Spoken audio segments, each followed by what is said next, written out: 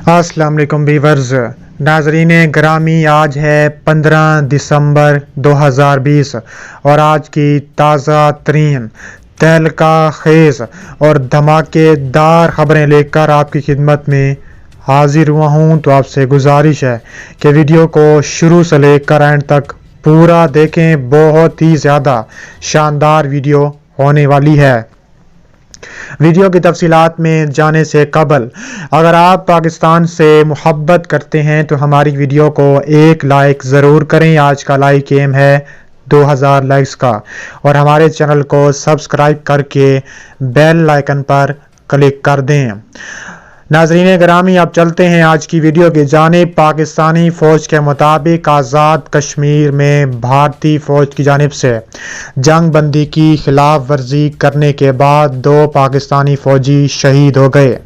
پاکستانی افواج کے ترجمان DGISPR major general Babar Iftikhar نے سماجی رابطے کی ویب سائٹ ٹویٹر پر بتایا ہے کہ بھارتی فورسز نے پاکستانی فوج پر فائرنگ کی، جس کا پاکستان نے بھرپور جواب دیا۔ اس موقع پر بھارتی فوج کے ترجمان لیفٹیننٹ کرنل دیونند آنند کے مطابق پاکستان نے line of control per firing اور شیلنگ کے ساتھ سیز فائر کی خلاف ورزی کی۔ بھارت نے اس موقع پر کسی جانی نقصان کی رپورٹ نہیں کی۔ پاک فوج کے شعبہ تعلقات عامہ ISPR کے مطابق پاکستانی فوج نے ایک مرتبہ پھر کنٹرول لائن پر جنگ بندی کی شدید خلاف ورزی کی اور لائن آف کنٹرول کے کوئرٹا سیکٹر پر بلا اشتعال فائرنگ کی، جس میں بھارت کے 10 فوجی جہنم واصل کر دیے۔ اب ہم ویڈیو کے نیکسٹ ٹاپک میں آپ کو بتائیں گے کہ اگر آرمینیا نے دوبارہ فاشسٹ بننے کی کوشش کی تو اس کا سر کچل کر رکھ دیں گے۔ میں امید کرتا ہوں کہ اب وہ آذربائیجان سرحد کی طرف آنکھ اٹھا کر دیکھنے کی جرت نہیں کرے گا۔ آذربائیجان صدر کا بڑا بیان۔ کئی ہفتوں کے کشت و خون کے بعد بالآخر آذربائیجان آرمینیا کے چنگل سے اپنا آبائی علاقہ چھڑانے میں کامیاب ہو چکا ہے۔ اس میں اسے کئی ہزار جانوں کی قربانی تو دینا پڑی، مگر بالآخر وہ سرخرو ٹھہرا اور جنگ جیتنے کے بعد روس کی ثالثی میں امن معاہدہ کرتے ہوئے اپنا علاقہ آرمینیا سے واپس لے لیا، جہاں آبادکاری جاری ہے۔ اس جنگی شکست کے بعد آرمینیائی عوام نے اپنی حکومت کے خلاف بغاوت کرنا شروع کر دی اور وزیر اعظم سے مستعفی ہونے کا مطالبہ کر دیا تھا، کیونکہ وہ آذربائیجان سے شکست قبول کرنے کو تیار نہیں تھے۔ مگر حقیقت یہی تھی کہ آذربائیجان نے ان کی اتنی بینڈ بجائی تھی کہ کچھ عرصے اگر مزید جنگ رہتی تو نہایت ان کے پاس فوجیوں کی قلت پڑ جاتی، لہٰذا انہوں نے ہتھیار ڈالنا زیادہ مناسب سمجھا۔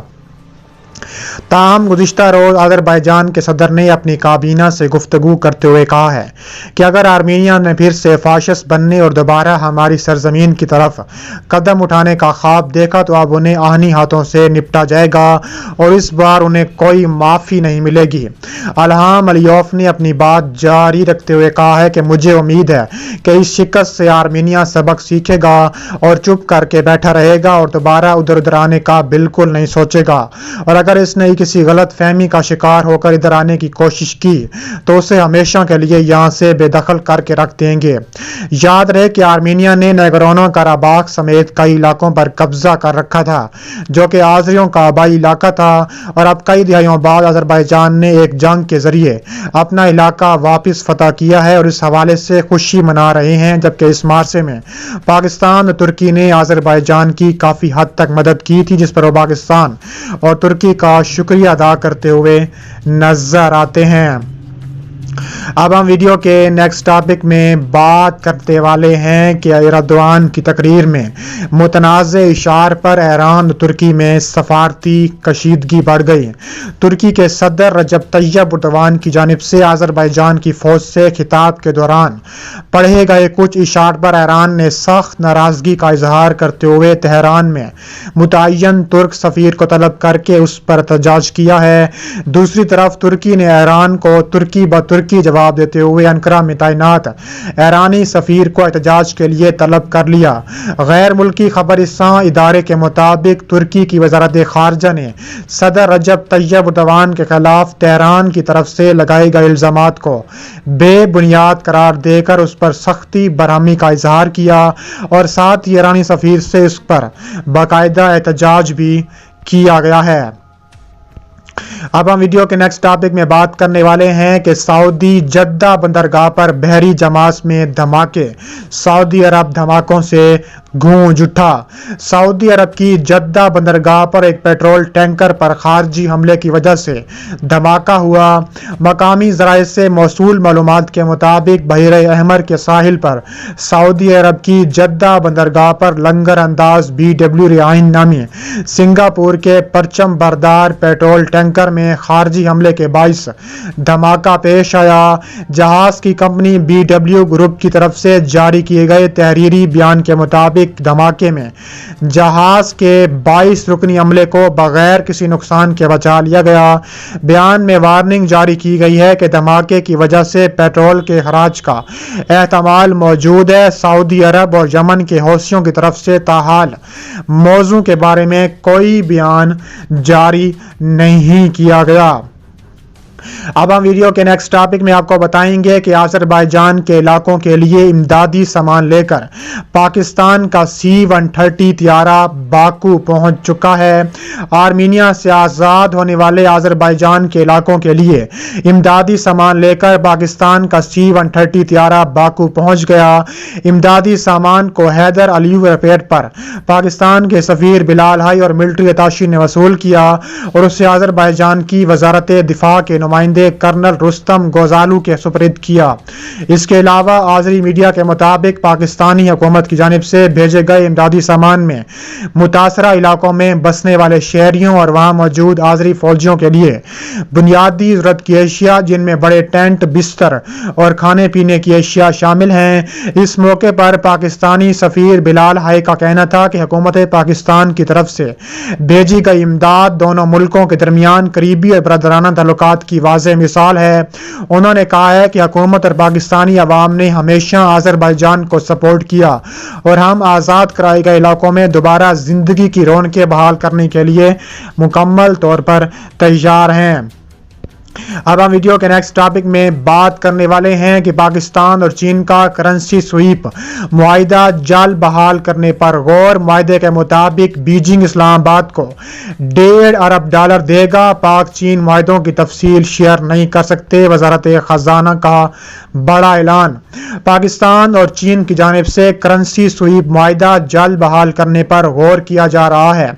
ज़राए के मुताबिक चीन पाकिस्तान को करेंसी स्वीप मुआहिदे के तहत $1.5 अरब देगा, जबकि पाकिस्तान सऊदी अरब को $1 अरब की अदायगी अगले हफ्ते कर देगा। तर्जुमान वजारत खारजा का कहना है कि पाकिस्तान और चीन के दरमियान बामी मुआहिदे हैं, लेकिन पाक चीन मुआहिदों की तफसील शेयर नहीं कर सकते। वाज़ेह रहे कि दोनों मुल्कों के दरमियान करेंसी स्वीप मुआहिदा नवंबर 2018 में हुआ था, जिसके तहत दोनों मालिक की मकामी करेंसी में दो तरफा तिजारत को फरोग देने से ज़र मुबादला के ज़खायर और अदाइयों के तवाज़ुन में सहूलत मिलेगी। मुआहिदे पर अमल दरामद से मकामी करेंसी में तिजारत के लिए हुजम 10 अरब युआन से बढ़ाकर 20 अरब युआन करने पर इत्तफाक किया गया था।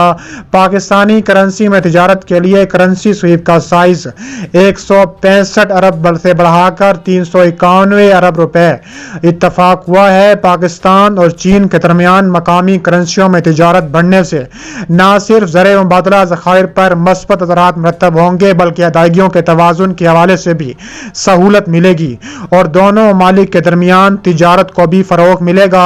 रुपए को डॉलर की कैद से आज़ाद कराने के लिए पाकिस्तान को डॉलर इकॉनमी से निकलने के लिए को शेयर करना होगी और डॉलर के अलावा दीगर करेंसियों में तिजारत को फरोग देना होगा। इस इकदाम से रुपए को बहुत संभाला मिलेगा, ताकि अमेरिकी दबाव भी इसमें शामिल हो चुका है।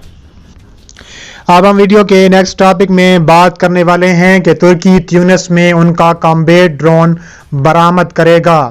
تفصیلات کے مطابق تیونس اور ترکی کے مابین حال ہی میں $80 ملین میں دستخط کے تحت ترک ایروسپیس انڈسٹریز سے 3 فنکس جنگی ڈرون ملنے والے ہیں۔ اس معاہدے کو 2 سال کے مذاکرات کے بعد حتمی شکل دی گئی ہے، جس میں معاہدے کی اہمیت اور تربیت کے عمل شامل ہیں۔ ترکش میڈیا نے اتوار کے روز بتایا ہے کہ اس میں تیونس کی فضائیہ کو 3 ان کا ڈرون اور زمینی کنٹرول سسٹم کی فراہمی کے ساتھ ساتھ 52 پائلٹوں اور بحالی کے اہلکاروں کی تربیت بھی شامل ہے۔ مبینہ طور پر ترکی کا ترک ایکسمبیک پہلے بغیر پائلٹ نظام کی مالی اعانت کرے گا۔ ابتدائی اطلاعات کے مطابق تیونس کی نگاہ ان کا ایس میل درمیانی اونچائی فاصلے سے برداشت پر تھی، جو ترک فوج کے لیے تیار کردہ پہلا ڈرون تھا۔ اس کے علاوہ ایک پروٹوٹائپ کی کامیاب جانچ کے بعد 2016 میں پہلی بار ترک فوج کی انوینٹری میں داخل ہوئے تھے۔ ڈرون مختلف مشینوں کی انجام دہی کر سکتا ہے، جیسے کہ ریئل ٹائم انٹیلیجنس، نگرانی اور جاسوس مواصلات کے ذریعے ان کا ڈھانچہ خود مختار راستہ نیویگیشن اور فلائٹ کنٹرول فراہم کرنے کے لیے مقامی طور پر تیار شدہ اور مکمل طور پر خود مختار فلائٹ کنٹرول اسٹیشن کے ساتھ رابطے کی خرابی کی صورت میں یو اے وی کو خود بخود پہلے سے طے شدہ جگہ پر واپس آنے کا اہل بناتا ہے۔ اس کے علاوہ ان کا اس میں 2 زیر زمین ہتھیار اسٹیشن ہیں، جو روکٹن سمارٹ مائکرو مینشن کیئر لانچ کردہ میزائل لانچر اور کریٹ 2.75 انچ گائیڈڈ راکٹ پورٹ جیسے ہتھیار لے جا سکتا ہے، اور یہ ترکی کا سب سے مہنگا اور سب سے جدید ترین ڈرون بھی تصور کیا جاتا ہے۔ اب ہم ویڈیو کے نیکسٹ ٹاپک میں بات کرنے والے ہیں کہ چین کے 2030 تک 420 وارشپس ہوں گی، جبکہ امریکی اہداف 355 ہے۔ تفصیلات کے مطابق چینی بحریہ 2020 کے بعد سے 420 سے زیادہ جنگی بحری جہاز کے ساتھ عددی طور پر دنیا کی تیسری اور سب سے بڑی طاقت بن جائے گا، جبکہ امریکی بحری بیڑے 355 تک بڑھ سکتے ہیں۔ محکمہ پاکستان بحریہ نے 30 سالہ جہاز سازی کا سالانہ منصوبہ جاری کیا، جس کے تحت 355 مضبوط جنگی جہازوں کے 2030 بیڑے کو حاصل کرنے کا ارادہ رکھتی ہے۔ اس منصوبے میں سب میرین تعمیر کر کے تیز کر کے ہوائی جہاز کو جدید بنانا، کروزروں کی خدمات زندگی کو بڑھانا اور تیراکوں کی تعداد میں اضافہ کر کے اوپر بحری جہاز کے دونوں بحری جہازوں کا ایک بڑا بیڑا طلب کر لیا گیا۔ جہاز سازی کا منصوبہ قومی دفاعی حکمت 30 عملی کے مطابق ہے، جو چین اور روس کو ہم مرتبہ کے قریب خطرہ تسلیم کرتا ہے۔ محکمہ نے نیوی شپ بلڈنگز اور دیگر ترجیحات کو مستقبل کے سالانہ دفاعی پروگرام کے دوران $45 ارب سے زیادہ کا معاہدہ کیا ہے، جیسا کہ آفس آف مینجمنٹ اور بجٹ کے مالی فریم ورک میں بیان کیا گیا ہے۔ اس کے علاوہ چینی فوجی طاقت سے متعلق کانگریس کو امریکی محکمہ دفاع 2020 کی سالانہ رپورٹ میں کہا گیا ہے کہ عوامی جمہوریہ چین کے پاس دنیا کی سب سے بڑی بحریہ ہے، جس میں تقریباً 350 سے لے کر 355 تک اس میں وار شپ ہیڈ موجود ہیں۔ اس کے علاوہ 130 سے زیادہ کے جنگجو بھی شامل ہیں۔ اس کے مقابلے میں امریکی بحریہ کی جنگی قوت 2020 کے اوائل تک تقریباً 293 بحری جہاز ہیں۔ اس کے علاوہ کانگریس کے think tank congressional 3 report CRS research service یا کسی دوسرے میں چین 2030 کی طرف سے تقریباً 70 نئے جنگی جہازوں کی تعمیر کریں گے۔ نیول انٹیلیجنس کے حوالہ دیتے ہوئے 420 کو جنگی جہاز دفتر کی کل تعداد، جس میں 2020 کے آخر میں چین کے پاس 360 جنگی فورس کے جہاز ہوں گے۔ اس کے مقابلے میں مالی سال 2020 کے اختتام پر امریکی بحریہ کے لیے مجموعی طور پر 297 کی لاگت آئے گی، اور NA کے پروجیکٹ چین کے پاس 2025 تک 400 اور 2030 تک 425 جنگی فورس جہاز ہوں گے۔ اس نے امریکی بحریہ کو اپنے بیڑے کے منصوبے کے مستقبل کے سائز میں اضافہ کرنے اور نئی فوجی ٹیکنالوجی تیار کرنے اور نئے جہاز طیارے، بغیر پائلٹ گاڑیاں، اسلحے کے اصول کے پروگراموں کو تیز کرنے کی تجویز دی ہے، جس میں چین امریکہ سے بڑی طاقت بننے کی اہمیت رکھتا ہے، اور کہا جا رہا ہے کہ چین جلد یہ بڑی طاقت بن جائے گا۔